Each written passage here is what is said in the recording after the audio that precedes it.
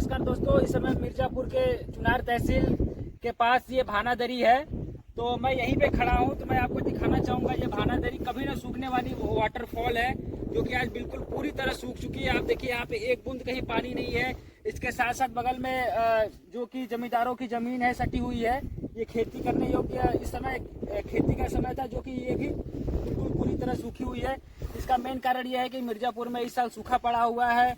पिछले कई सालों से अच्छे से बारिश नहीं हो रही, इस वजह से कहीं भी पानी नहीं दिख रहा, अच्छे से खेती नहीं हो रही। जो नदियाँ कभी नहीं सूखा करती थी, 100-200 सालों से कभी नहीं सूखती थी, वो भी आज के समय में सूख चुकी है। आपके सामने प्रत्यक्ष रूप दिखाई दे रहा है कि ये जो है वाटरफॉल बिल्कुल पूरी तरह सूख चुका है। ये नदी ऊपर से होके आती है, पहाड़ों से होते हुए, ये कभी नहीं सूखती थी। ऐसा बताया जाता था इसके बारे में कि ये नदी पिछले कई सौ सालों से नहीं सूखी थी आज, लेकिन ये नदी पूरी तरह सूख चुकी है। ये कहीं पानी नहीं है यहाँ पे।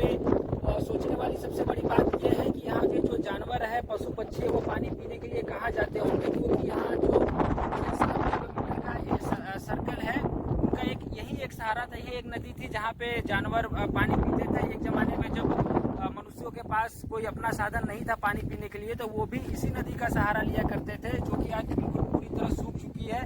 ये एक बहुत बड़ा पर्यटक स्थल भी है, जो यहाँ पे काफ़ी दूर दूर से लोग आते हैं घूमने के लिए। यहाँ से सटा हुआ 40 किलोमीटर की दूर पे बनारस है, वहाँ से भी लोग पर्यटक आते हैं यहाँ पे घूमने के लिए, देखने के लिए। बारिश के समय में मई का महीना चला गया, मई से ही जब बारिश होने लगती है तो यहाँ पे ये झरना चालू हो जाता है, जो कि अभी बारिश नहीं हुई है। इसकी वजह से ये झरना अभी तक बंद पड़ा है। जून का महीना भी खत्म होने वाला है, 2-3 बारिश हो चुकी है, ये झरना नहीं चल रहा है। इसके पिछले सालों में ऐसा होता था कि स्टार्टिंग के 2-3 बारिशों में ही सभी नदी नाले चलने लगते थे। तो यहाँ पे पर्यटक आएंगे घूमने के लिए, नहीं आएंगे ये तो भविष्य का विषय है कि अगर बारिश होती है तो पर्यटक आएंगे, अगर नहीं होती है तो पर्यटक यहाँ पे नहीं आ पाएंगे। सबसे बड़ा चैलेंज तो ये है कि इस साल पहाड़ों में खेती कैसे की जाएगी। एक ही ऑप्शन है कि अगर नदी नाले झरने अगर चलते रहते हैं तो किसान अपनी खेती करता रहता है, लेकिन सभी नदी नाले सूखे हुए हैं, झरने सूखे हुए हैं, तो किसानों का तो कुछ नहीं हो सकता। दूसरी चीज़ें मैं आपको ये दिखाना चाहता हूँ कि प्राकृतिक धरोहर है, यहाँ से भी अवैध खनन के लोग देखिए पत्थर निकाल रहे हैं वहाँ पे। चलिए मैं वहाँ से आपको पास से जाके दिखाता हूँ कि वहाँ से कैसे पत्थर निकाला गया है। जैसा कि आप लोग देख रहे हैं कि यहाँ पे प्राकृतिक धरोहर के साथ भी छेड़छाड़ किया जा रहा है। आप लोग देख सकते हैं कैसे यहाँ पे पत्थर तोड़ के निकाली जा रही है, कैसे यहाँ पे ड्रिल होलिंग किया गया है, माइन बैठाया जाता है। तो ये कौन कर रहा है? सरकार को इसके प्रति जांच करनी चाहिए कि प्राकृतिक धरोहर के साथ क्यों खिलवाड़ किया जा रहा है। इतने बड़े एरिया में ये जगह फैला हुआ है, कहीं से भी पत्थर निकाल सकते हैं। प्राकृतिक धरोहर के साथ ना खेले, क्योंकि एक पर्यटक स्थल है, यहाँ पे दूर दूर से लोग आते हैं। आज के समय में मिर्जापुर एक जानी मानी जगह है, जहाँ पे क्योंकि यहाँ पे कई जिलों से सटा हुआ है मिर्जापुर, जो कि सिर्फ मिर्जापुर में ही पहाड़ है, और यहाँ पे काफ़ी अच्छे अच्छे झरने हैं, नदियाँ हैं, डैम है कई सारे। तो पर्यटक यहाँ पे काफ़ी दूर दूर से आते हैं। अगर इसी तरह से प्रकृति के साथ खिलवाड़ करते रहेंगे तो पर्यटक भी एक समय में नहीं आएंगे। आप देख सकते हैं यहाँ पे कैसे ये आप यहाँ पे देखिए हर जगह कैसे पत्थर को निकाला जा रहा है, कैसे तोड़ा जा रहा है। यहाँ से पत्थर तोड़ के ये सप्लाई करते हैं, क्योंकि इतनी मोटी रकम मिलती है इससे, तो इनको कहीं और पत्थर नहीं मिला, तो यहीं से ये लोग पत्थर निकालना शुरू कर दिए। हालांकि ये किसी अपनी जमीन नहीं है, ये झरना है। यहाँ से वाटरफॉल यहाँ से निकला हुआ है, भानादरी वाटरफॉल के नाम से इसको जानते हैं। तो लोगों को यहाँ से तो नहीं निकालना चाहिए। तो चलिए मैं आगे और अंदर जाके दिखाता हूँ कि इसकी गहराई कितनी है, इसकी चौड़ाई कितनी है, और ये लोग कब कब यहाँ पे आते हैं, कब कब यहाँ पे नहीं आना चाहिए, यहाँ पे खतरा कैसा है कैसा नहीं है, आगे मैं वीडियो में बताऊंगा। मेरे साथ बने रहिए। तो दोस्तों ये इस भानादरी वाटरफॉल की लगभग जो चौड़ाई है वो 150 मीटर है, गहराई जो है 10 मीटर है। यहाँ पे किसी प्रकार का कोई खतरा नहीं है। हालांकि जब पानी काफ़ी तेज बहाव रहता है तो कुछ चीज़ों का ध्यान देना चाहिए पर्यटक को, जैसे कि कहीं ऊंची मतलब चट्टानों से कूदना नहीं चाहिए कि अगर आपका पैर फंस जाता है तो आप चोटिल हो सकते हैं। इन चीज़ों का ध्यान देना चाहिए। हालांकि यहाँ पे कोई ऐसा विशेष खतरा नहीं होता है। हाँ, थोड़ा ये है कि जब आप बारिश के दिनों में यहाँ पे जमीन गीली हो जाती है, जिसकी वजह से यहाँ पे काई वगैरह लग जाता है तो पैर फिसलने का डर रहता है। इन चीज़ों का ध्यान देखते हुए पर्यटक यहाँ पे आ सकते हैं। जब बारिश के दिनों में बारिश स्टार्ट हो जाएगी, अभी 1 से 1.5 महीने लग सकते हैं झरने चलने में, या उससे भी कम समय लग सकता है झरना चलने में। तो आप लोग जब भी आए यहाँ पे 2-3 चीज़ों की सावधानी दें। और बच्चों पे विशेष करके खास ध्यान रखें कि बच्चे ज़्यादा गहराई में नहीं जा सके, क्योंकि हर किसी को तैरना नहीं आता है। यहाँ पे किसी प्रकार का कोई खतरा नहीं है, ना ही यहाँ पे कोई ऐसा हादसा हुआ है जिसकी वजह से कोई लोग डरे। तो ये बिल्कुल सुरक्षित जगह है, आप यहाँ पे आ सकते हैं, एंजॉय कर सकते हैं।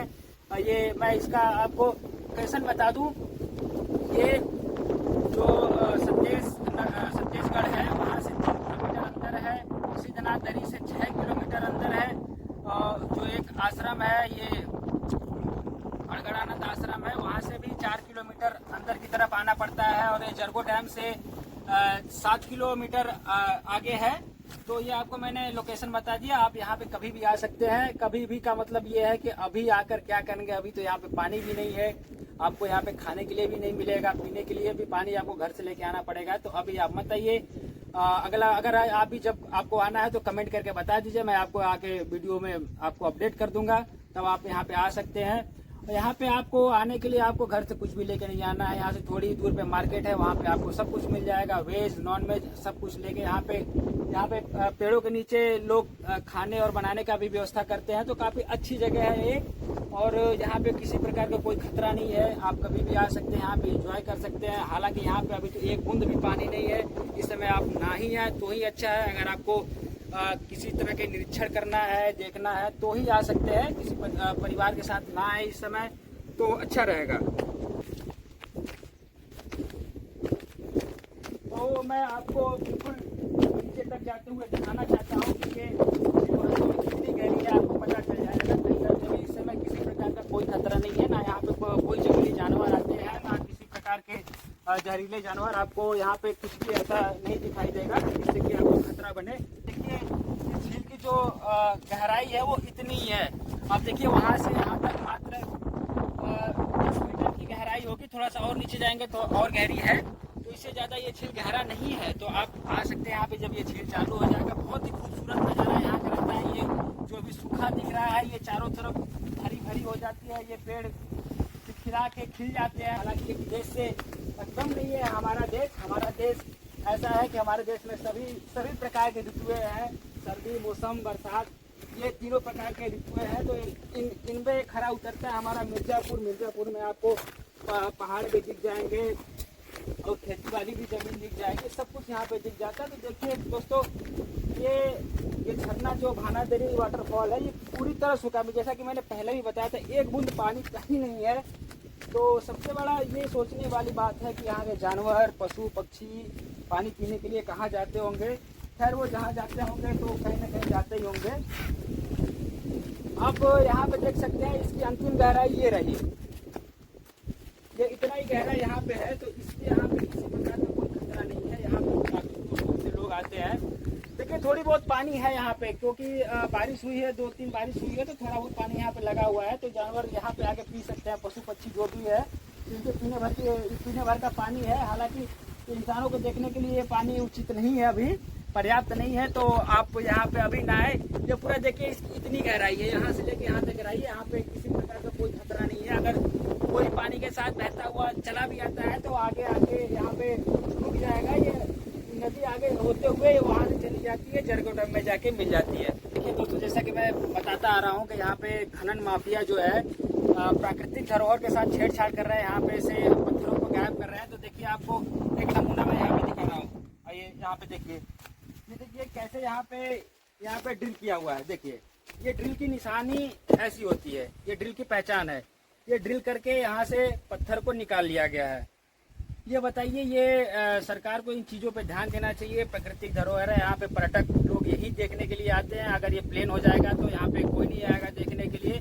तो सबसे बड़ी बात यह है कि प्राकृतिक धरोहर को सुरक्षित रखना चाहिए। अगर आपको पत्थर पहाड़ी निकालनी है तो इसके लिए और भी जगह है। ये देखिए, वैसे ये बिल्कुल आप दिखाइए, ये झरने के बीच में है, ये पत्थर बिल्कुल झरने के बीच में है, यहाँ से ये पत्थर निकाला गया है।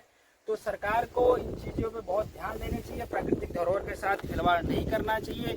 अब एक चीज़ और दिखाता हूँ। देखिए इस निकालने की कोशिश की गई है, इस पत्थर को भी निकालने की कोशिश की गई है। यहाँ पे देखिए, यहाँ पे ये ड्रिलिंग हुई है, ये पत्थर कभी भी निकाला जा सकता है, किस वजह से ये निकाला नहीं गया है। ये सब क्या कर रहे हैं कि झरने के बीच में से जाके बिल्कुल पत्थर निकाल रहे हैं। तो दोस्तों इन चीज़ों पे ध्यान देना चाहिए, प्राकृतिक धरोहर है। आप लोग वीडियो में कमेंट करके बताइए कि ये उचित है, अनुचित है, लोगों को यहाँ से पत्थर निकालना चाहिए, नहीं निकालना चाहिए, सरकार को कैसा एक्शन लेना चाहिए, इन चीज़ों पे आप कमेंट करके बताइए। और मेन कारण इसका यही है, सूखा पड़ने के, लोग प्रकृति के साथ खिलवाड़ करते जा रहे हैं। चारों तरफ मतलब जो मानसून किस वजह से बनता है, मानसून इन्हीं सब चीज़ों की वजह से बनता है, पहाड़ों और पेड़ों की वजह से ही मानसून बनता है। अगर पहाड़ और पेड़ ही नहीं रहे धरती पर तो मानसून नहीं बनेगा। मानसून अगर बनेगा भी तो उसका एक रीजन ये होगा कि कहीं पे बाढ़ आएगी, कहीं पे सूखा होगा। जो आज आप देख रहे हैं कि जो समुद्र से सटे हुए स्टेट हैं उनमें बाढ़ आ जाती है, जो दूर है वहाँ पे सूखा पड़ जाता है। तो इसका मेन कारण यही है कि लोग प्रकृति के साथ खिलवाड़ कर रहे हैं। मानसून यहाँ तक नहीं आ रही है, इधर मानसून नहीं बन रहा। जो भी मानसून बनता है वहीं पे समुद्र के आसपास तटीय इलाकों पे ही बारिश हो जाती है, जिससे वहाँ पे बाढ़ की स्थिति बनी रहती है। तो दोस्तों मैं यही कहना चाहूँगा कि ये प्राकृतिक जगह देखिए, वहाँ पे भी, यहाँ से भी आप बिल्कुल मैं झरने के बीच में हूँ, यहाँ पे देखिए, यहाँ से भी पत्थर निकाला गया है। तो आप कमेंट करके बताइएगा दोस्तों कि ये सही है या सही नहीं है, ऐसा होना चाहिए, सरकार को इस पर किस प्रकार का एक्शन लेना चाहिए। देखिए दोस्तों यहाँ पे भी देखिए, यहाँ पे भी ये पत्थर को बिल्कुल धराशायी करके यहाँ से जो काम के पत्थर है वो निकाल ले गए हैं यहाँ पे। तो ऐसा क्यों करें, क्योंकि ऐसे ही चलता रहा तो एक दिन ये प्राकृतिक धरोहर समाप्त हो जाएगी। ये प्राकृतिक जो है पर्यटक स्थल न रह के एक समान स्थल हो जाएगा, लोग यहाँ पे आना छोड़ देंगे। तो आप खुद देख के बताइए। यहाँ पे देखिए दोस्तों, ये मार्किंग हुई पड़ी है, ये देखिए यहाँ पे ये मार्किंग हुई पड़ी है। तो ऐसा क्यों कर रहे हैं, यहाँ पे कोई देखने वाला नहीं है या क्या, कैसे? जो यहाँ पे अधिकारी हैं उनको देखना चाहिए कि ये ऐसा क्यों हो रहा है। यहाँ पे बिल्कुल फ्रेश पत्थर तोड़ा गया है, तो यहाँ से तो अब ये कहाँ जाएगा मुझे नहीं पता, कौन कर रहा है ये भी किसी को नहीं पता है। ये चीज़ें तो सरकार को देखनी चाहिए। हालांकि हमारी नज़रों में आ गए तो हम इसको आम जनता तक इसको पहुँचा रहे हैं। इस वीडियो को देख के अगर आपको लगे कि ये सही है या गलत है तो कमेंट करके जरूर बताइएगा दोस्तों।